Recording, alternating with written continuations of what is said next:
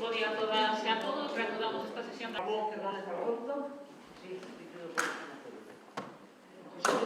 unha lendo, empezando a ler a memoria dos orzamentos da súa consellería para facernos con estes orzamentos.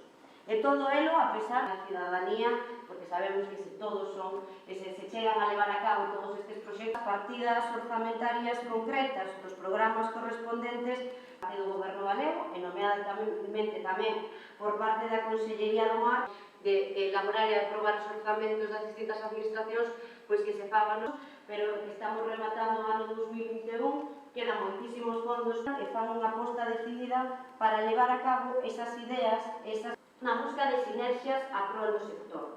Pois ben, vemos como a realidade non é ben distinta, vemos a baixa de relieve, non a importancia dos sectores primarios na nosa comunidade autónoma, ou na nosa comunidade autónoma.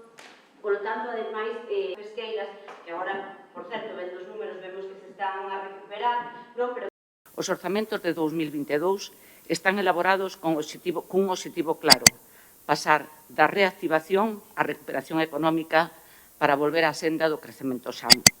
Para iso, as contas priorizan a recuperación da actividade económica e do emprego, mais sin esquecer que estamos ante o maior volumen de gasto social da historia, con máis de 8.600 millóns de euros. É dicir, estamos ante un exemplo do que un orzamento pode facer por a política útil.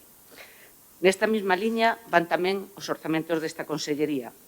Temos unhas cifras expansivas que se van aos 194 millóns de euros e a cada unha suba do 3,5% que se acumula ao crecemento dos últimos 5 anos para situar ese incremento nun 50% e lograr os orzamentos máis altos dos últimos 10 anos.